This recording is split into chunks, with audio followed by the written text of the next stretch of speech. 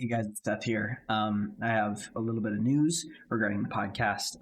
This is not any sort of April Fool's or prank or anything, and it's not a cancellation of the podcast. I promise you that. I recently got a full-time job, and I need to focus on that over the podcast. I've had the freedom to do the podcast in my off time. You know, for a while it was just being a loner and being able to do that, and then got to date Ellie, and that was kind of working too. And then when you get to be married, then you're like, you need to spend more time on the important things. And then for a while it was a couple part-time jobs, and I could fit it in here and there some evenings. And then it just, with a full-time job, it's going to be a lot harder to do weekly episodes. So I'm going to switch to bi-weekly episodes and do that instead. I still love the platform that I've made. I love getting to talk with my friends on a weekly basis. And it's just unfortunate that it doesn't work. You know, the dreams only go so far, and I want to continue. Like, I want to keep building this platform, talking about stuff that keeps coming out.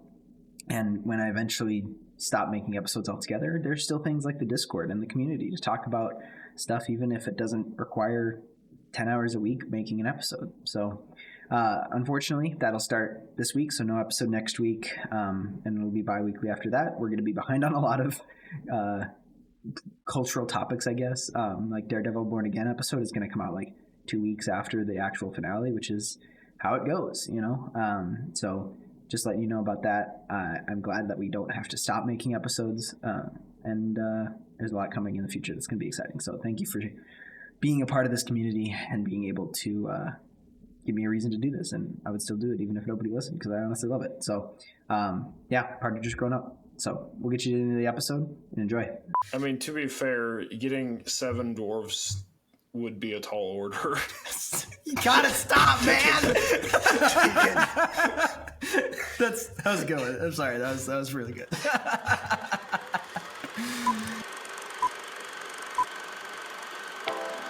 You need carbs. May thy knife chip and shatter. There is beauty in imperfections. You're great. I am. And if you feel it, Are you watching closely? I don't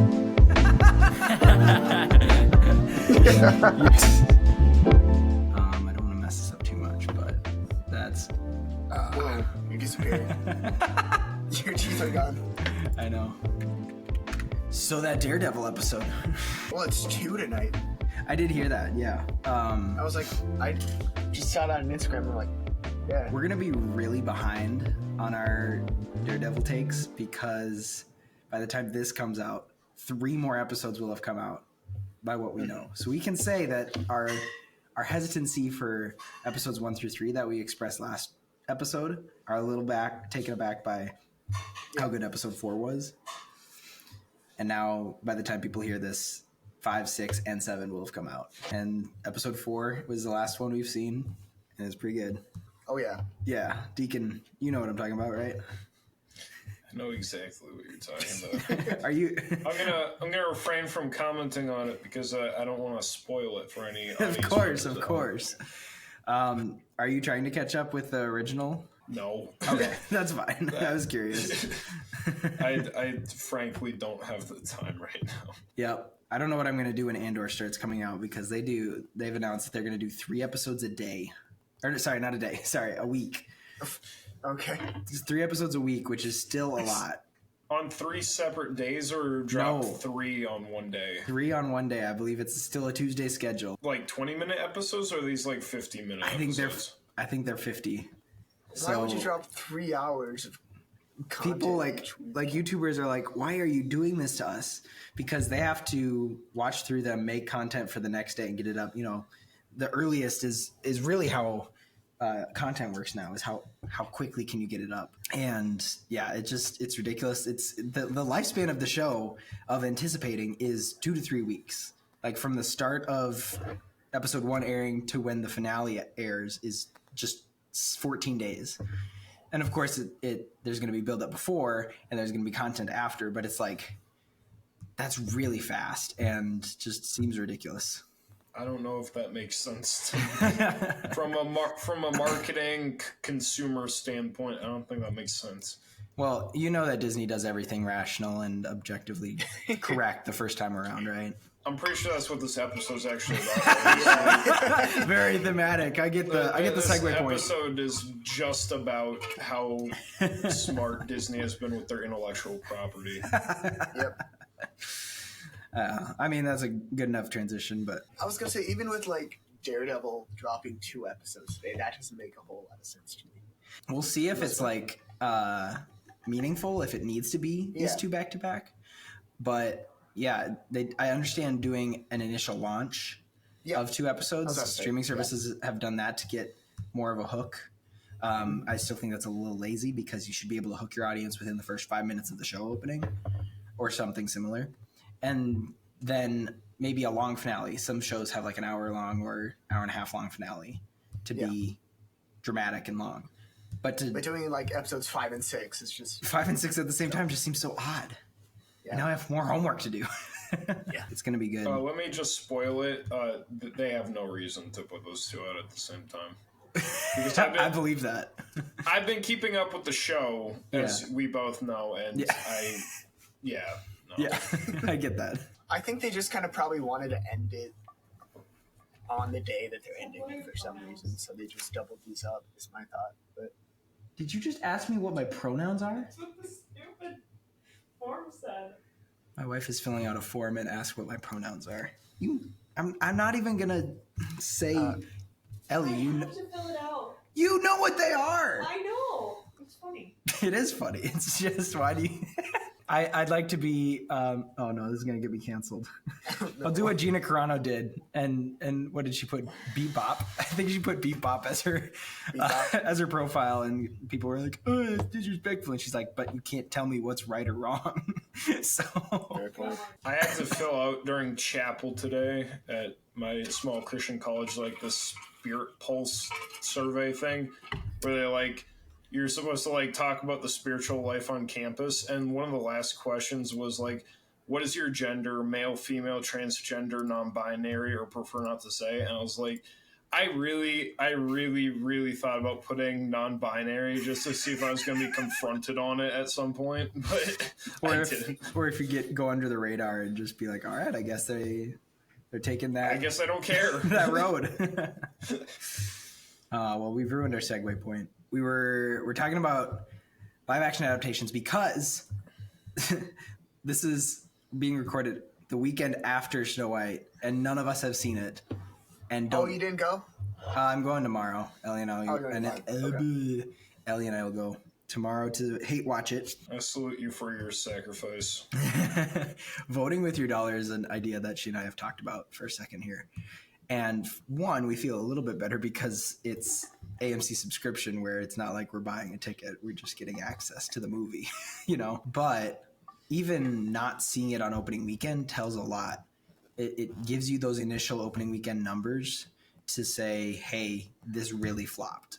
If people are excited for a movie, they're going to see it Thursday, Friday, Saturday, Sunday of its release.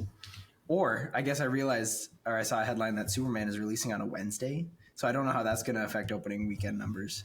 But yeah, that's one thing that tells a lot about a movie, and Snow White has absolutely flopped. People have been back and forth on it. I've seen some things about it not being as bad as you would think. It's a half decent made movie. The decision making behind it doesn't make sense, so especially with dwarves and stuff, and the changes they made. But that's all sparking this conversation we're having now about live action adaptations. And I wanted to set the tone with both the history of it and just the concept of animation to live action. And I think my notes page started from an Instagram post of somebody saying, animation is not a lesser form of art. Adapting an animated movie into live action is not an inherent improvement. And I resonate with that as someone with a degree in animation. But that's so true to say that it feels like just because they happen to make a good story with the means of animation way back when, that it's worse, that it's not good enough because it hasn't had the chance to be live action. And with that comes the history of live action remakes. The earliest that I could find was Popeye in 1980 with Robin Williams. Popeye was one of those characters that stood out in the early animation years that wasn't a Mickey Mouse rebrand, because that was what was very popular, was short films about Mickey Mouse and other mouse-like characters from different studios. But then Popeye came and was a different brand, and I believe he was probably a comic first, but then he turned into an animated character. And then in 1980, they had Robin Williams play him in a movie, which there's some history behind that. There was some problems with the movie, but it wasn't the worst thing. Like, the next thing I had on my list was Teenage Mutant Ninja Turtles in 1990, where they were wearing rubber suits, and it was really kind of a, a fever dream. So it wasn't that, but it wasn't, something else that could have said, hey, let's do more of this. So I don't know what this is, not a comprehensive list, but then there's like Jungle Book 1994, Flintstones 1994, 101 Dalmatians 1996, How the Grinch Stole Christmas in 2000, Scooby-Doo 2002, Transformers could even be one of those under the list in 2007, The Last Airbender in 2010, and then into other Disney remakes from there. But somehow this idea of live action remakes thinks that live action is more legitimate form of storytelling, like an upgrade or improvement, even if the entire company was built off of animation like Disney. So it's like they started off with such amazing animation for 1937, I believe, for Snow White, and just decide that we're not going to stay true to the root. Like, obviously they make live action films, but they're kind of trouncing on their own, the own system that got them in this place originally. It's the animated version is not lacking anything. It's just, maybe it doesn't age well, but it doesn't mean you have to change it and redo it.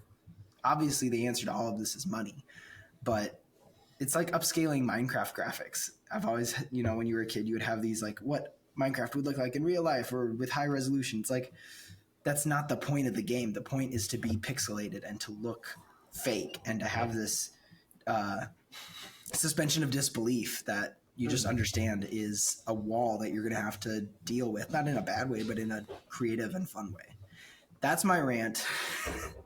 I wanted to. What would the Minecraft look like in the real world? Shows a picture of a tree. Wow, it's almost like Minecraft is just trying to emulate the real world. Hey, to be honest, I would be very interested to see how many kids learned that glass was made of sand because of Minecraft. I believe that's how I learned, and millions of other kids learned it that way. So there's still a connection.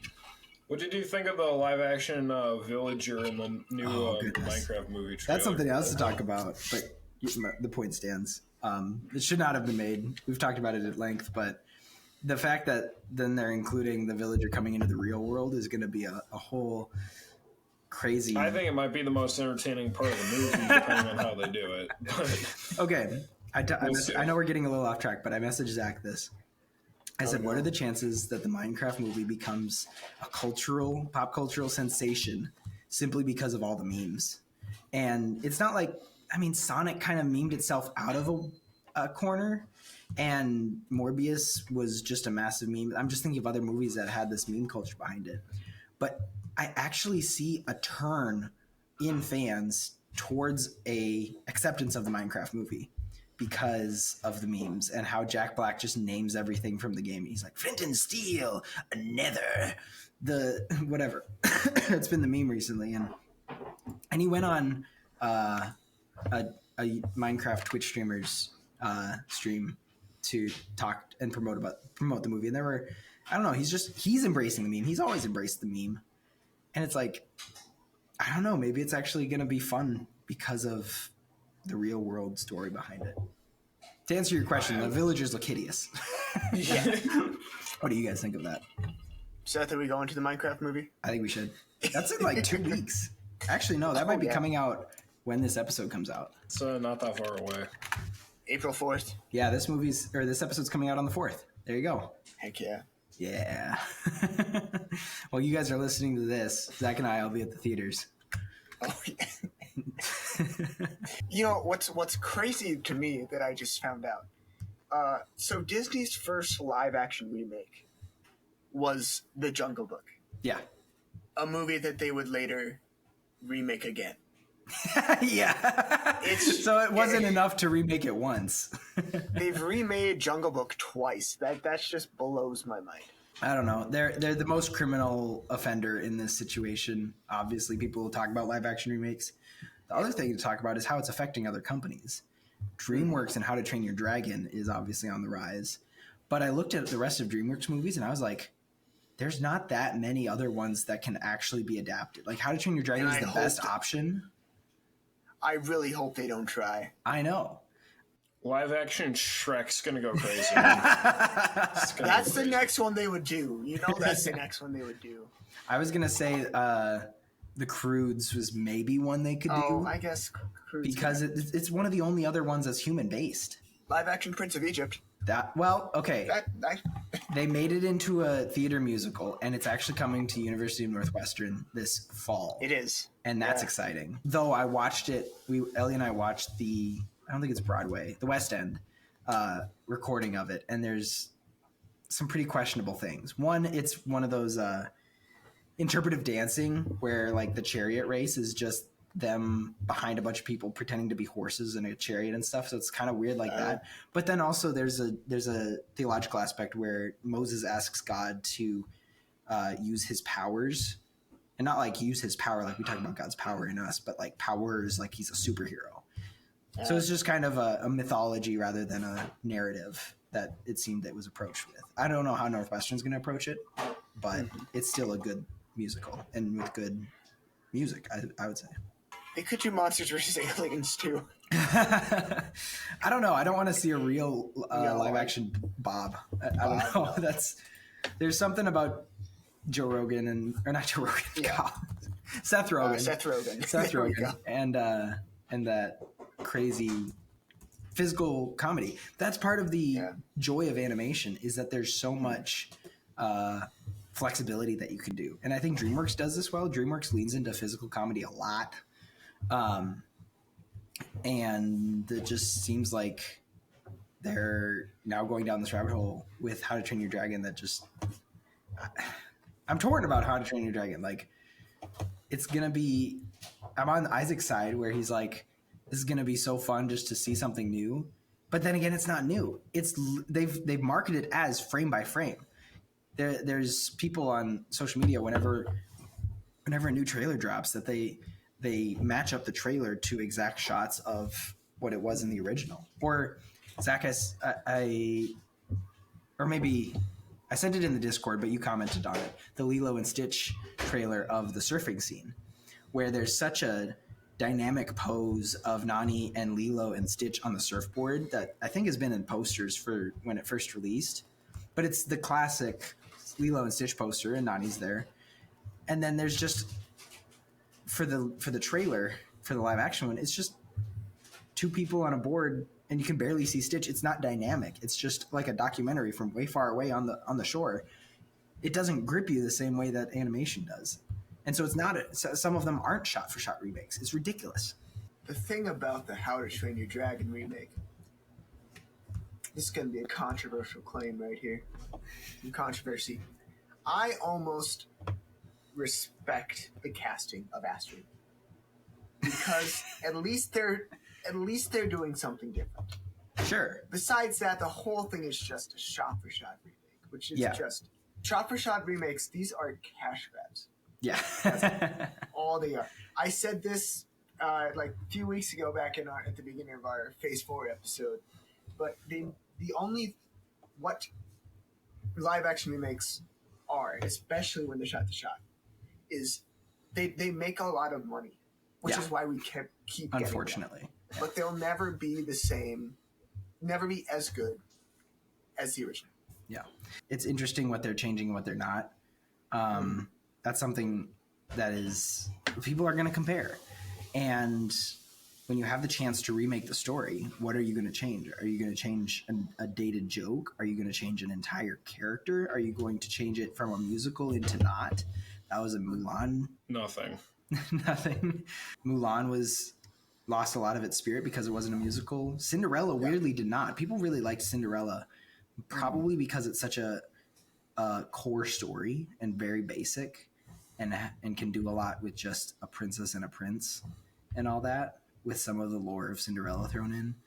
So it's not a cut and dry order to what works and what doesn't in that way. Sorry, what were you saying about nothing, Deacon? Or changing nothing? You were just talking about what changes, and the answer is nothing, except it gets worse. Oh yeah, it would get worse. I mean, you mentioned it, how it's just a shot-for-shot remake and the dynamics of action, and I understand why you would perhaps want to do a remake of a old live-action film, because the CGI gets outdated, the graphics don't look as good, the camera's not as nice quality. Maybe the movie was, I don't know, in black and white, right? Our capacity for visual effects and camera quality has improved drastically over the last tens of 20s of decades. But the fact of the matter is, animation is timeless because of the simple nature of animation. Snow White from way back when, still choppy, a little choppy, but it's watchable, and it's not bad. And the simple proof, in my opinion, that CGI isn't inherently superior to animation and live action isn't inherently superior to animation is because Disney's still freaking putting out animated movies. Yeah. If live action was the superior vessel for their movies, why the frick was Zootopia animated? Why was Encanto animated? Why are they still teaming up with Pixar? They're still teaming up with them because animation is a great medium to convey storytelling and imaginative storytelling. Yeah. And yet they still insist on making these live-action soulless remakes of their animations. It makes no sense. It's not like they've cast animation to the wayside. Inside Out 2 was really good, and what else was really good? Strange World flopped. I don't know. I think they think we want it. And we do? Question mark? The Lion King, I don't even want to say it's live action. It's not. It's animated. It was at the top of the charts for #1 animated movie for 5 years until Inside Out 2 took it over. Yeah, that's so funny to me that one of the highest grossing animated movies of all time was a live action remake. Yeah. Oh. It's like Obi-Wan saying that Vader's more robot than human. Yeah. It's it's really just a tragedy. I haven't watched, so I wasn't sure whether or not I even wanted to be on this episode because I haven't watched a live action remake of a Disney movie since Aladdin, and before that, Beauty and the Beast. I have not watched any of them because I don't care. I don't want to see them. I think Isaac is delusional, and I think I've considered dropping him as a friend because of his take on How to Train Your Dragon. I'm like, dude, just go back and watch the animated one. I don't know why you were so fixated on seeing these dragons in the live action format. They're not gonna. And here's the other thing: is this just like the Minecraft movie for me, where every time I see a trailer for these live action Disney ones, I'm like, it just doesn't look good. It doesn't look good. I don't know why anyone cares to go see these movies. It's so atrocious that I was going to play devil's advocate because I knew that both of you were going to be against the live action remakes. And so I asked my new friend ChatGPT to tell me, I asked it, and I quote, "What are the best arguments for why companies like Disney should continue making live action remakes of their classic animated movies?" The number one answer that ChatGPT gave me was financial success. And I think that basically sums up the state that we're in right now. Not a respect for the art, not a chance for a new actor to come on the scene. Financial gain. I like money. And you know what the number two reason was? Nostalgia. Nostalgia. Number 3, technological advancements, which isn't even an argument when you're talking about animated movies, unless you're remaking the animation as like a remaster. Yeah. Number 4 is slightly more relevant, expanding the story and character depth. I don't think they do it a lot, but when you do take the time to use a new medium, especially since a lot of those early animated ones were very short, relatively, you can expand the story length. You can go in more depth and flesh out some characters that maybe weren't. But I just don't see that happening often. Yeah. There's actually, I was watching, I'm sure Zach watched Nando's video too, but he has a video, I believe, called Who Are These Live Action Remakes For? And he kind of makes an argument for there's some, this isn't his main argument, but he says, what if we re-released Incredibles with the same style that Incredibles 2 had? Just this, no. Zach says no. Don't. But it's an idea. It's an idea. It is. I don't think The Incredibles should ever be a live action movie. But what if we're gonna update graphics? Why not keep it in the same genre and have it be a little bit just fresh on the eyes? Like video games do this all the time. They re-release the video game on the PS5 with way better graphics, like The Last of Us. Josh is off playing The Last of Us Part 1 on his PS5 while I'm stuck with his PS4 version. Just gross, like unplayable, literally. But that's the point, is like, yeah, you're going to enjoy the new one, but you're really, like, the old one is just fine. Just leave it be. And like I said, if they want to do a remaster like they do with video games where you sharpen up the animation, maybe make it a little less choppy, heck, it wouldn't even cost them that much, because at this point you can get basically AI programs to smooth out all the animation and fill in missing frames and make the colors and lines look sharper. Like, that's fine. You could do that if you wanted to, and I don't think anyone would care if you remastered your old animated movies. Yeah. But, I mean, I say all of this like everyone is cynical and everyone hates the live actions, and yet, and you just said with the video, who are they for? I don't know who they're for, and yet they still make money. So I don't know what's happening, but they're appealing to someone. Yeah. I know I'm the one back in the nostalgia episode too that questioned if there's a place for remastering movies like this. But at the same time, would a movie lose its charm if you did that? Probably. Like, I'm not advocating for that. I do think that there's charm in the old versions of animation, especially when you understand the history of things like that. Like, it's more than just an objective viewing of a movie. There's art to watching Snow White from 1937, understanding that this is the first full-length animated movie, and it looks amazing. This is a groundbreaking technology for their time, and it looks great. Like, it's ridiculous. I'm just thinking, like, if you watched Toy Story, but it had, like, the animation quality of, like, Toy Story 4. Yeah. Would it still hit the same? I don't think Probably so. Because the reason Toy Story was made that way is because anything that they could render in 3D looked plasticky. So the geniuses that they said, let's make a movie about plastic, living plastic, and we'll show the humans a limited amount. The one character that we will be focused on, Sid, looks grotesque because of his crazy braces and his ridiculous smile and all that. They play to their strengths. The dog is probably the worst part of Toy Story, where he looks like Nando calls him a microwave with legs. It's just so boxy and ridiculous. But then you get to compare it to what Toy Story 4 looked like, and it's fun to see that, but I don't think you need to remaster in that way. Sure.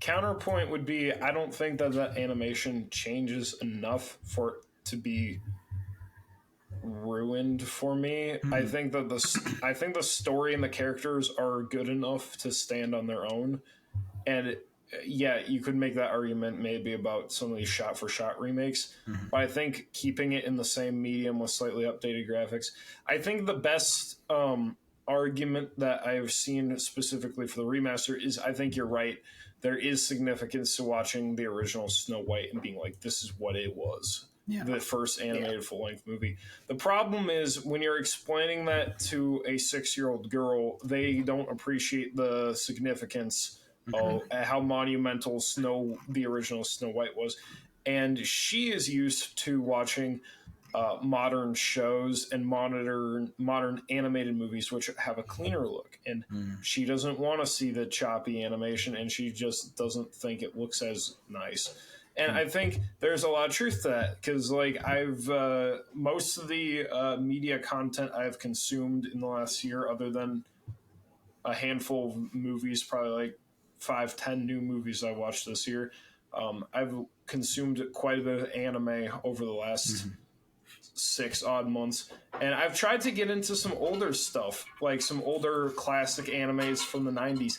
I can't watch them. The animation, now it's granted, anime is a different art style than the West, and especially when you're making these long animated shows that run for a lot of episodes, less budget per episode compared to like a Snow White or these full-length animated movies. But the animation on some of these old animes is so choppy, I can't stand watching them. But like if their stories are good, their characters are cool, so like if they had a more modern, better animation, I'd be more inclined to watch them. That's what I would argue for the live actions, or not live actions, but remasters of animated movies, to catch a newer audience that is used to a new level of graphics and animation and has a hard time enjoying and consuming older animation. And I think that's a good point. These live action remakes could be used to reintroduce the story to a new audience. Because it's true that I don't think a child today is going to enjoy the original Snow White. Just, yeah. That's bold. So, but I'm gonna make my kids watch Snow White just because it's because I have a degree in animation. I want them to respect it. It's fine, you can do that. Just because of the old style of film it is, I don't think it's going to be enjoyed today by your average people child. change, and kids specifically don't have an appreciation for the arts the same way I can appreciate that Snow White is the first long form animated movie. They're not going to get that. But when you're going to botch the movie as much as you did, it's like, what's the point? Yeah, like actually do a good job with it. The point. Okay, so do you think that there's a middle ground between the live action remakes and making them good? Such as, I believe Cinderella doesn't get enough credit. Cinderella adapted, I mean, it was Kenneth Branagh. I know he's really good with the movies he directs and acts in. But he changed it in a way that made it work for live action, I would say, so that it didn't have, like, I'm thinking, for example, The Little Mermaid, where they have a real-looking crab for Sebastian and a real-looking fish for Flounder, and just having them talk just doesn't fit well. Like, yeah, mermaids don't actually exist, but does that mean that everything has to somehow look real as though it could, as opposed to making the features be exaggerated and all that? They even learned that between Lion King movies. The first one was basically, yeah, I would argue that it looks filmed because it looks like real lions, but then you lose all the emotion. Yeah. The Lion King is actually a really interesting comparison, because you can compare the Lion King movie to, which year did that came out in 2019?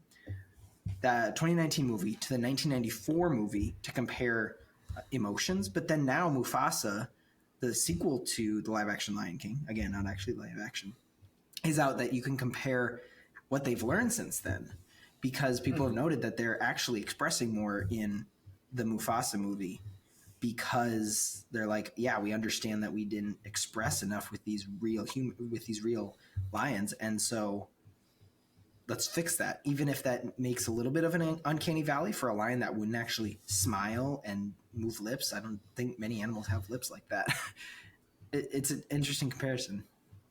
I think the reason why Cinderella did so well compared to most of these is that because it's I feel like it was just another adaptation of the classic story that That makes tried sense. to capture they tried to have its own aesthetic and look, instead of all these remakes that just try to look like the animated movie, which I think is why the original to add on it, the originality and creativity is kind of what made that one be so well received compared to all these others.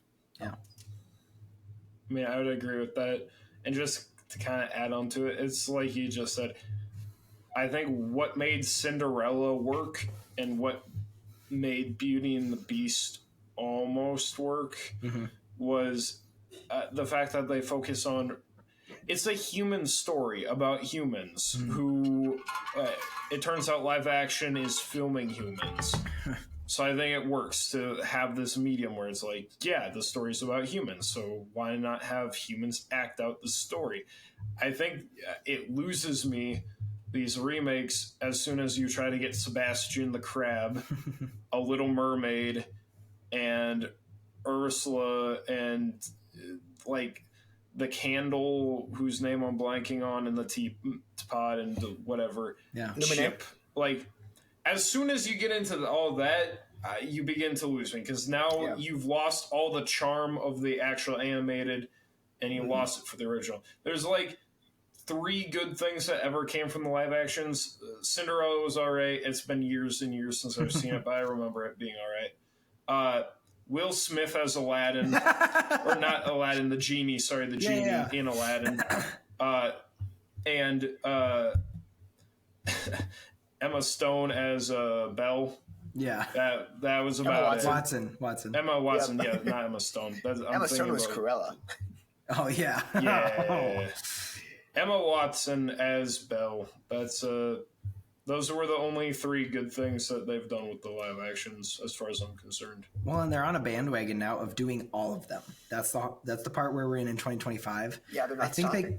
they could have gotten to a place where they just adapted a few of them, like Cinderella, because Cinderella could have been like I think you're right, Zach, in saying that it was probably adapted from the original story and not the Disney animated. That bodes well for a better story that's more timeless. Whereas now I bet I would be very surprised if in the next 20 years we do not end up with a live action Tangled, live action Princess and the Frog, and I think there was Brave was on the list of different animated movies. Frozen's probably on that list, and Raya. I don't even know if Raya counts, but that's another Disney princess that they could adapt. And I guess it's not only princesses, because Pinocchio. Well, here's according to Wikipedia, here's the list of upcoming movies. So I'm on the same page as you are. Lilo and Stitch. Obviously, we talked about that. Moana. Yeah. Don't understand that. Okay, we'll get to it. On. Hercules. Yep. I think they could do something with that. Like I said with Cinderella, if it's another adaptation of the original. Guy Ritchie directed. Yeah, that too. Robin Hood. That's been done a couple times, I think. But that's the base story, not the movie. Yeah, I hope. Yeah, hear me out. What if we did Robin Hood, but with humans and not animals? I think this might be an original idea here. Yeah. The Aristocats is getting a freaking live action. Please. Remake. That's going to be like the next Cats. Yeah. I would love to see the Aristocats in the Cats movie style, where it's just humans in fursuits. No, you wouldn't. It's called sarcasm. You know everything about it, Deacon. But again, too, like Lion King, it's like cats are the only characters in it. Yeah. So it's like, okay, Bambi. Yeah. Bambi's getting a freaking live action remake. Okay, but because I know Tangle's at the end of that list, but the interesting thing about Bambi is that there was just a trailer that was just released for the Poohverse from Winnie the Pooh, Blood and Honey. They're now adding Bambi to the roster of horror villains from that. Oh, that's a great addition. Obviously, there was the SNL skit of Dwayne "The Rock" Johnson playing Bambi, which was really funny. But that's the point: is it's supposed to be ridiculous and sarcastic and not real. When is that? When are we gonna get Steamboat Willie into that next? Well, Steamboat. Which actually, I was thinking about that when you were talking about the original like animated movies and like how Mickey Mouse and like all the other like animated characters from way back when all those companies had like those black and white ones. Where's my live action Mickey Mouse, Disney? You've made everything else. Where's my live action Mickey Mouse? Yeah. they won't touch the mouse. Would it try to like have the Sonic the Hedgehog look where it's like the animated character but 3-dimensional? Or would they go for like an actual mouse? Yeah, I don't like wearing the little overalls and the gloves. He'd look like the one at Disney World, except his mouth moves. Yeah, I just don't think that would work. No. Here. It turns out that when you take it from an animated medium to a live action medium, it just doesn't work well. Crazy concept. Here's what Google brings up. Nope. I mean, that's kind of like a Stuart Little style, but it's still too exaggerated, like the feet and such. It's kind of hot. Okay. I think we can run it. I think we publish it. I was going to talk. Well, sorry. Let's not move on to that one step yet. I was going to talk about the changes. We've been talking about what you change, what you not. Something in me just gets irked for. It's probably the Snow White. Why did they not cast real dwarves for the 7 dwarves? It's literally in the title. Actually, it's not. They changed that. That's one thing, is that the new movie is called Snow White. The old movie is called Snow White and the 7 Dwarfs. That's funny. But I was thinking about what I heard about Pinocchio, the new one from 2022, and how the fairy. Oh no, that's actually kind of cute. It's gross, but it's cute. No, don't tell me that that's cute. No, but he doesn't have gloves and boots and stuff. You see those black soulless eyes? Those are the only distinct things that make Mickey are the overalls and the freaking white gloves. You're right. Okay, back on topic. Back to Pinocchio. They made the fairy. I don't know if it's probably not the fairy godmother, but they made the fairy into Fruity Man, if you know what I mean. And I don't know why. There is no reason except for, social signaling to say, hey, we're including this character. It's like we've been talking about there needs to be a purpose behind the change. I even understand cutting out some of the old jokes. They're pretty edgy sometimes. Wait, what movie are we talking about? Pinocchio, 2022. The fairy? Yeah. The fairy was Cynthia Erivo. Maybe I thought it was a guy. She's still fruity. If you know what I mean. Wow. I'm sorry. I'm sorry, Cynthia. I still stand by it. Because if you look at the fairy from the original, she's very different than what Cynthia portrayed. Again, what do you change? What do you not?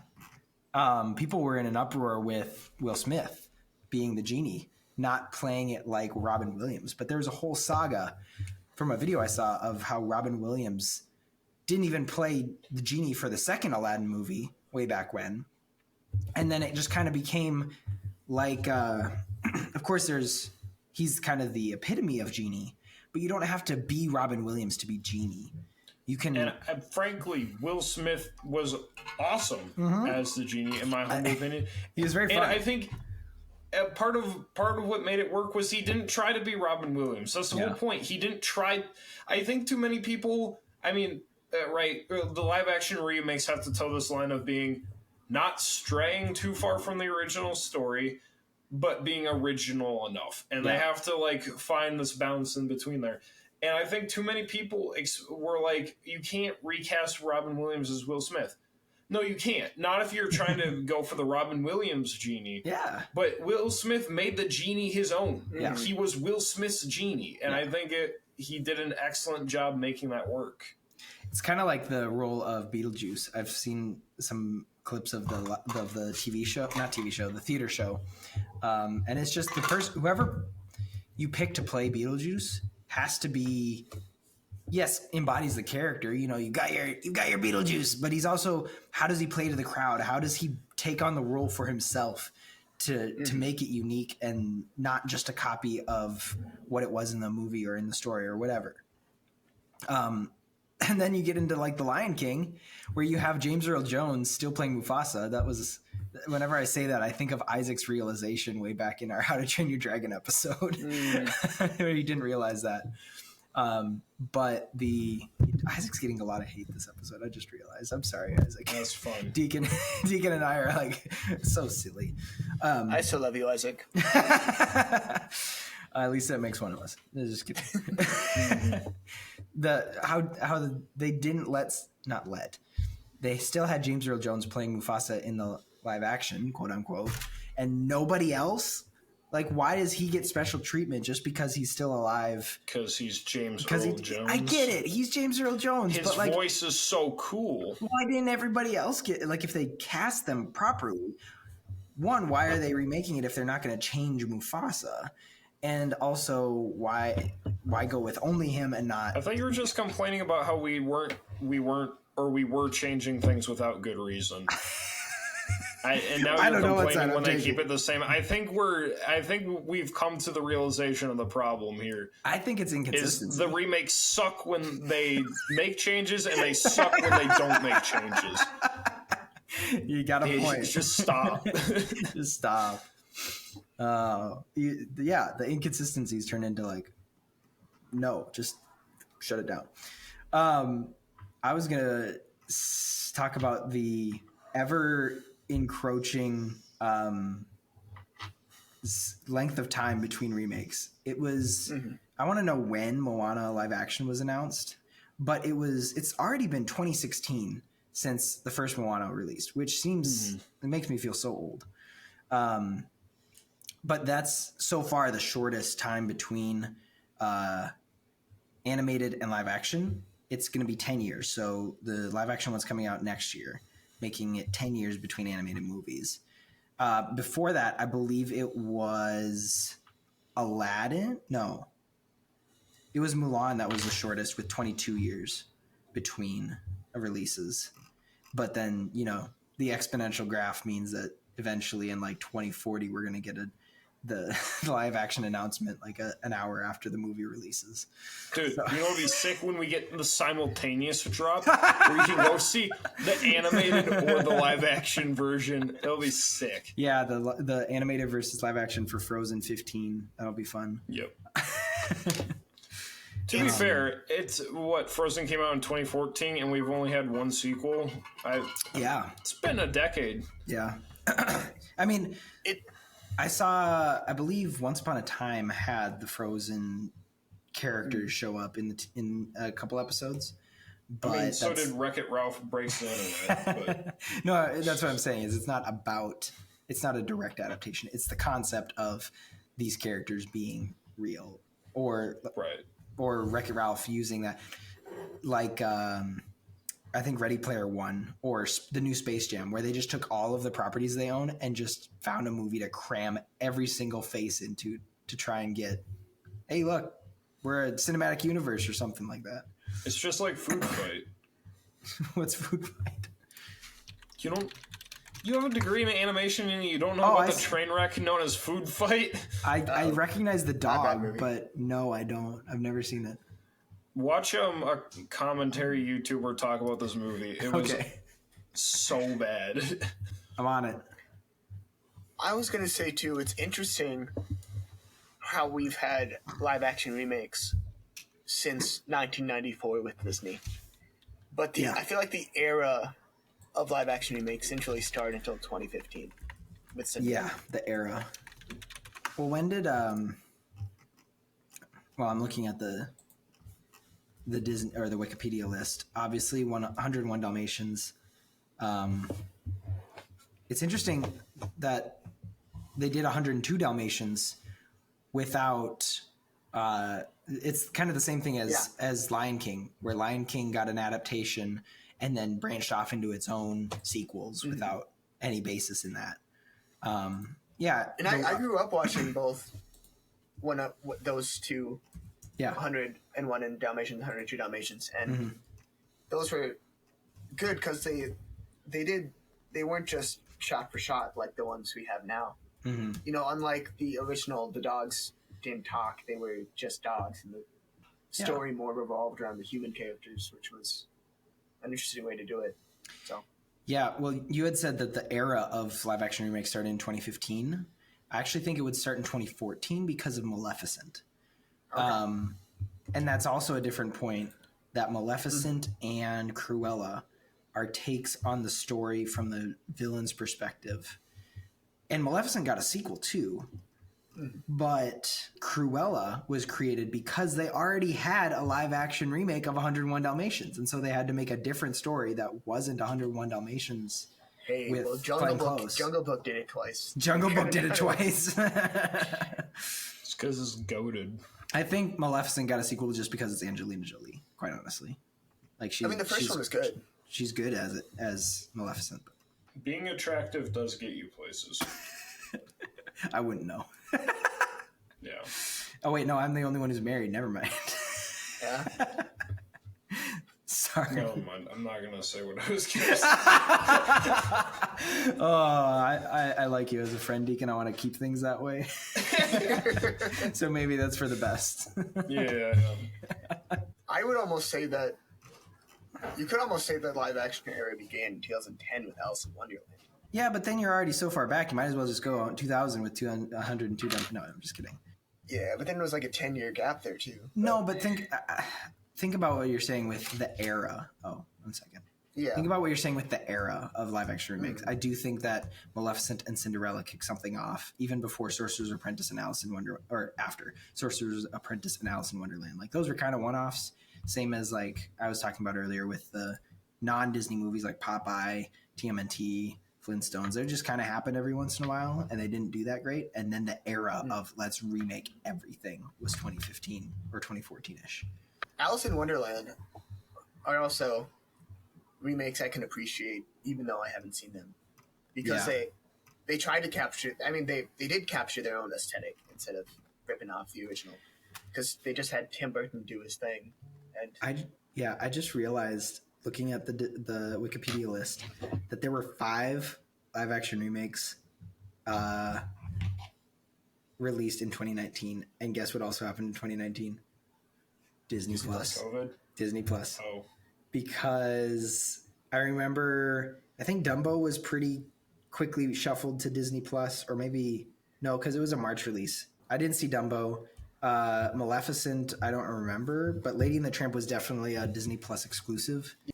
Wow, what a way to increase traffic to your website. Live action Lady and the Tramp.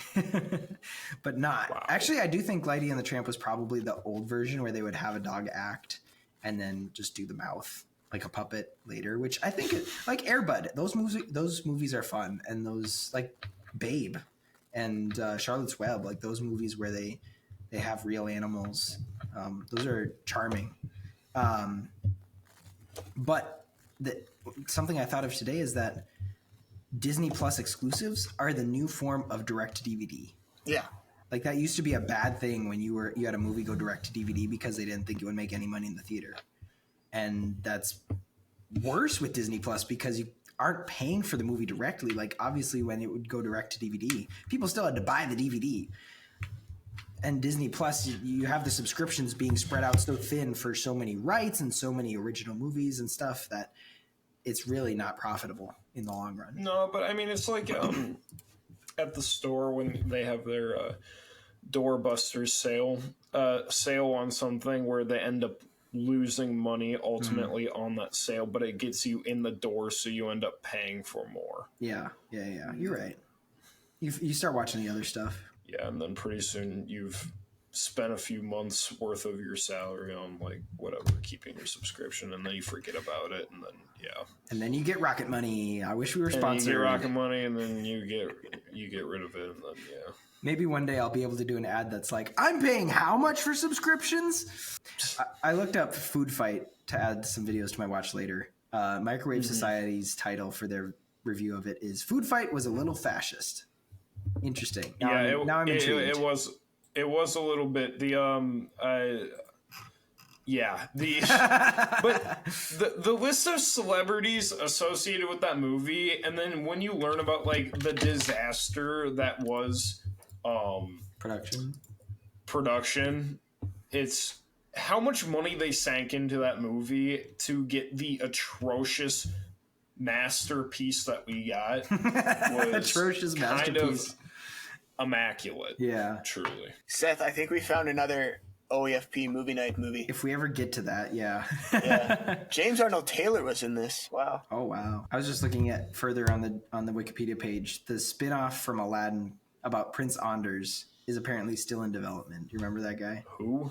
Prince Anders was, I believe, an addition to the Aladdin story where he was going to court Jasmine, and people was like, "Oh, he's so funny because he's Swedish," and I'm like, first off, not true. Second off, as a Swede myself, I can say that.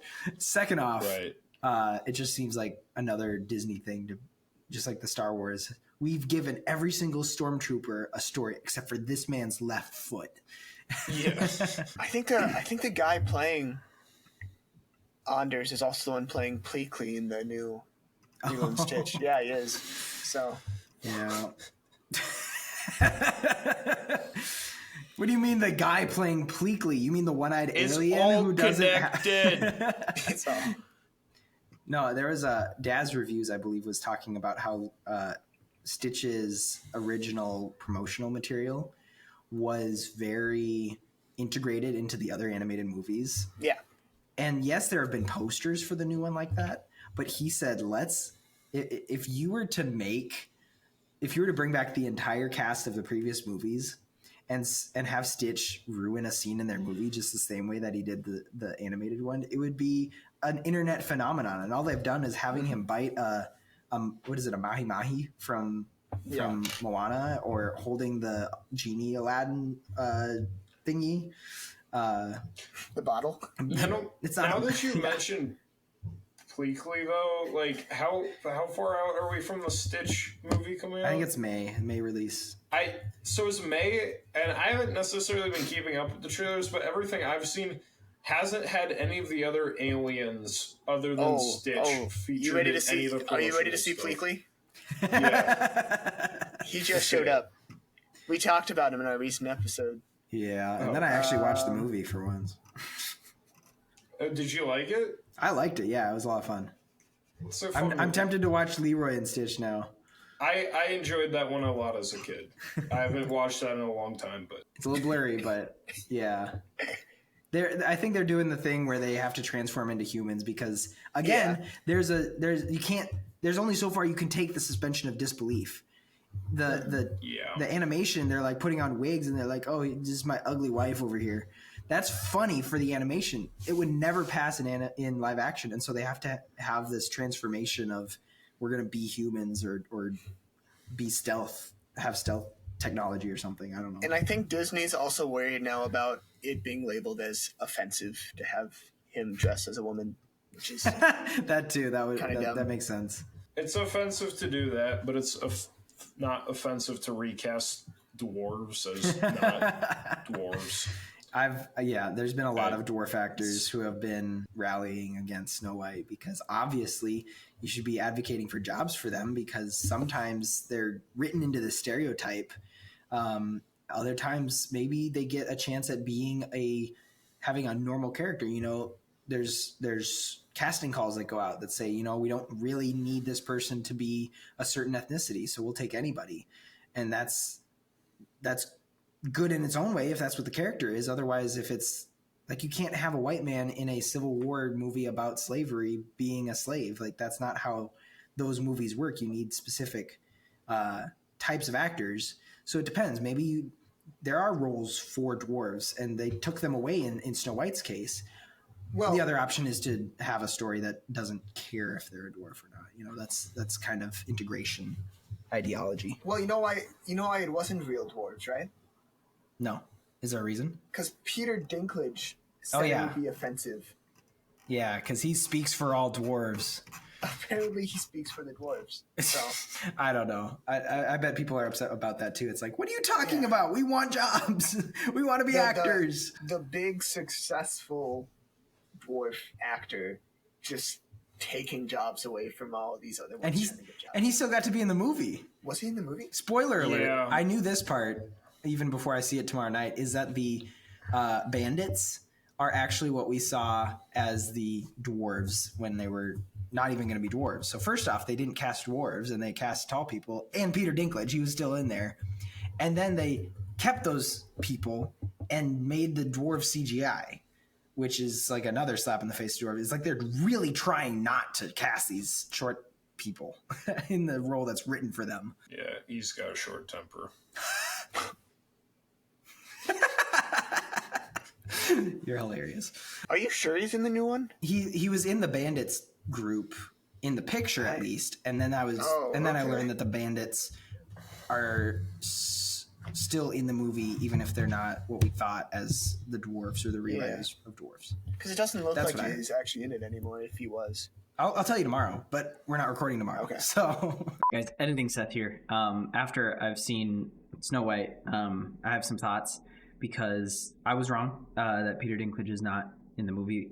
There's a guy who looks remarkably like him that I thought was Peter Dinklage for a second, but it wasn't. It was another guy.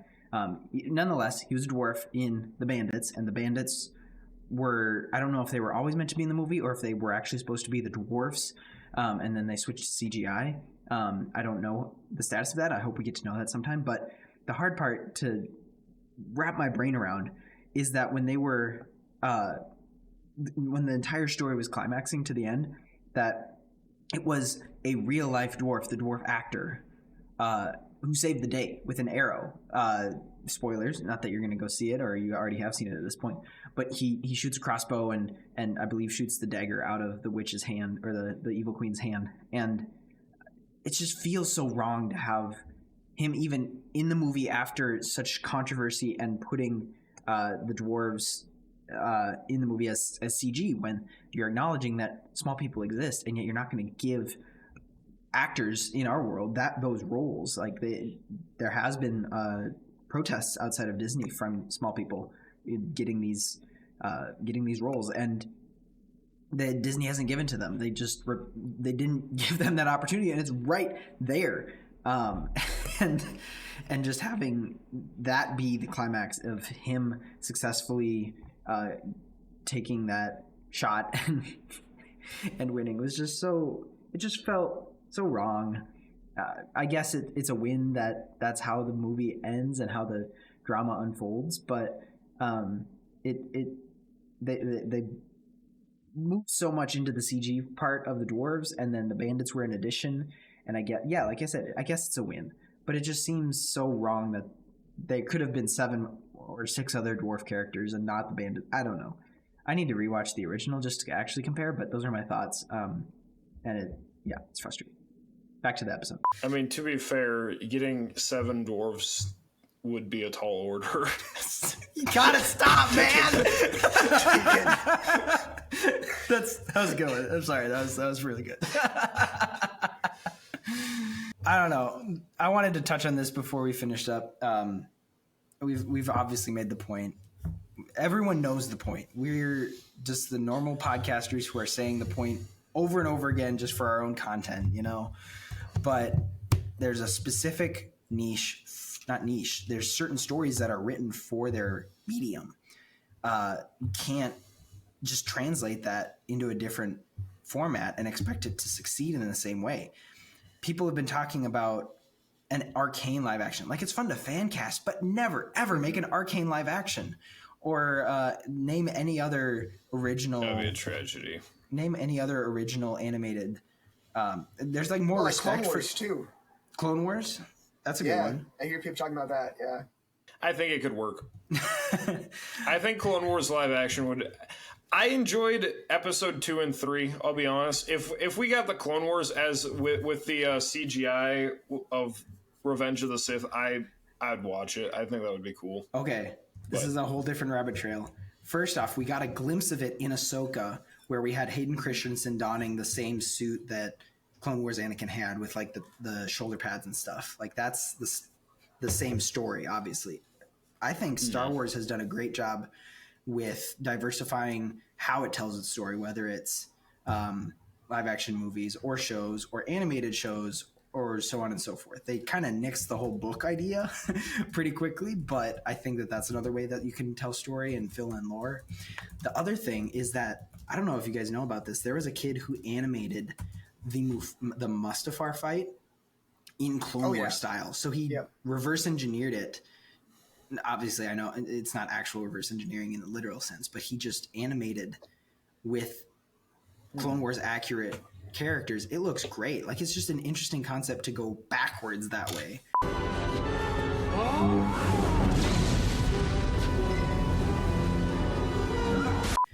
it's not really necessary to do those things. I just think it's fun to try them out. That's what fan casting is all about. Like, yeah, I understand that some Arcane actors could fit their own roles that they play with their voice or whatever. It's just that never needs to happen. Just leave it as is. It's written for animation, and it can stay that way. I think that's our big point. Yep. But despite my tirades and my hatred for the live action remake, I have come here as an ambassador for the live action remakes, and I'm here to submit my applications for the next live action remakes. Number 1, Puss in Boots and The Last Wish. I think that would be goated. I think that needs to happen, and it would be a real disservice to society if we don't get it. Number 2, Zootopia. Please make Judy Hopps live action. No, stop. Please. All right. Number 3, Wreck-It Ralph. I know that Wreck-It Ralph is actively a movie about animated video game characters that are inherently not supposed to be realistic, but I need to see the Pac-Man in real life again, and I don't like the one in Pixar's. So I need Wreck-It Ralph to be live action. Number 4. I think we're on 4. Number 4. Cars. If we just get real cars to drive around, it'll be like Ford versus Ferrari, but without the people. It will be so cool. I think the world needs to see a movie about cars without people in it. Are you reading something Number right now? 5, Finding Nemo. I think it would be really funny if every time the fish gave any dialogue, just air bubbles just came out of like a realistic fish's looking mouth. And like, can you imagine like Nemo like meets up with his father Marlin again, and like tears start running down these like realistic fish's cheeks in the water? It'd be so cool. Yeah. And I think live action Bruce needs to happen. Number 6. I feel like Monsters, Inc. was truly made for the live-action format. Mike and Sully were born for the big screen. Oh, no. And I think that they really just... they need to make their way there. Golly. Number 7, I think, A Bug's Life. I think A Bug's Life was also ripe for the live-action format. I think that a bunch of bugs just like on dirt backgrounds like making really unnatural movements with their stiff limbs and exoskeletons would truly be a cinematic sight to behold. Number 8, DuckTales the movie. Treasure of the Lost Lamp. I think That's such a deep cut. Wow. I think that Huey, Dewey, and Louie deserve their shot at the big screen. I think it would be so awesome to see 3 white ducks walking around in like different color shirts and hats. I think it would be so much fun. Number 9, I think we're on The Great Mouse Detective. I think again, like we talked about with Mickey Mouse, I think mice are truly making a comeback and a resurgence in the culture, and we need to capitalize on that. Sorry, I'm looking back at DuckTales. I looked up live action, and it's just Howard the Duck pictures. It's like we should get those old Howard the Duck style of characters. Howard the Duck paved the way. He walked so the DuckTales could fly. Was there a 10, or are you stopping at 9? You know, we can go to 10. I think Mary Poppins deserves a live action remake. Wait, So hold on. imagine this. My brain is breaking. Unless he's going where I think you're going. You're talking like the penguins. You flip it so it's animated until you get to the animated part of the movie, and then that's live action. Oh, so you have real penguins dancing with animated characters. That's Mr. Popper's Penguins, my dude. Oh, You're right. Mary Poppins is the one about the weirdo lady who gives you a spoonful of sugar so you can take drugs. I think that's how the song goes. I think so. That's well, how I the thing remember it. is that Mary Poppins Returns may as well be a Mary Poppins live action remake Yeah, basically. because it's just beat for beat of the yeah, original. same thing. So Number 11, Bambi. okay, that's I just already want Hunter footage of the mom getting shot. That's all that I want. And then it just like goes to like some YouTuber gutting a deer. Like, can you imagine like the Bambi movie?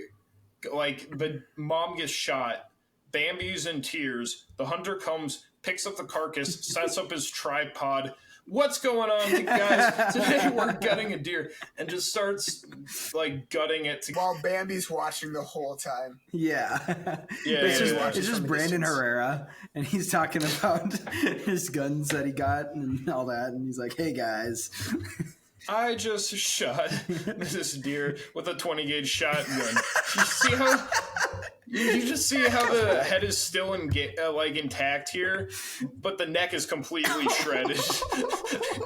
She's lost a lot of blood. She's not moving. oh no." All right. Well, I think that's as good as place to stop. Okay. Zach and I have a Daredevil to watch in 15 minutes. Number 12, Shrek. Yes. Actually, what would a live action ogre look like? I don't want to know. Oh, it's like I'm getting stuff like not Clash of Clans, Warcraft, like the Warcraft movie. They're just big brutes. Anyway, number 12, Trolls. Oh Trolls from no! DreamWorks with the No! I think, and we could get wait, was it Shawn Mendes or was it Ed Sheeran who was playing the one troll dude? It was Justin Timberlake. Justin Timberlake. Number 13, Captain Underpants. Captain Underpants deserves his own live action movie. When will they end? Number 14? Number 14, Turbo. I just want to see a movie about an underground gambling ring where people gamble on snail races and then they equip like rocket boosters to these snails for their races. I think that would be amazing. Number 15, Kung Fu Panda. I think it would be really funny to see a realistic looking panda just struggle to do kung fu. And you'd have to get a real panda to train to do the kung fu moves. Oh yeah, 100%. Number 16, Madagascar. How long is his list? Skipper, Private, Rico, and frick, what's the last guy's name? I think they deserve to be there. Kowalski. Anyway. Kowalski. 8, number 16, VeggieTales. Deep pull. I think we need a live action VeggieTales. I think that the market is ready for anthropomorphic vegetables that look realistic. And the Bible has never been more relevant to our culture than now. So I think that there's a market there, and I think that the Christian moms will eat it up metaphorically. Okay, Deacon, we need to go. I'm grateful for all of your suggestions, but I think that I don't know that many of them are going to stick. But we'll come back to them in future episodes. We'll try to run them by a test audience here soon. So I'll let you know what our test market looks like. I think we'll have a poll or at least a discussion on the Discord about what would be the most ridiculous movie to adapt into Number 18, 3, 2, 1 Penguins. Especially the vacuum cleaner episode where they go to the plants with all the vacuum cleaners waiting in line. It's just a bunch of Dysons. Or just a bunch of women standing in line. Okay, thank you guys for listening or watching. Maybe you'll be back next week. I don't know. You might be too offended at this point, but if you made it this far, I think you've got a pretty thick skin. Share this with a friend. Follow us on your socials. Until next week, know that you love. God bless. Hit us with one more, Deacon. Sorry, I threw that on you. Thanks for watching, Rob. Well, yeah. I figured that you were about to cut me off, so I quit thinking up the next one. Frick, you guys already said Monsters versus Aliens. Boss Baby. We're gonna get to Boss Baby.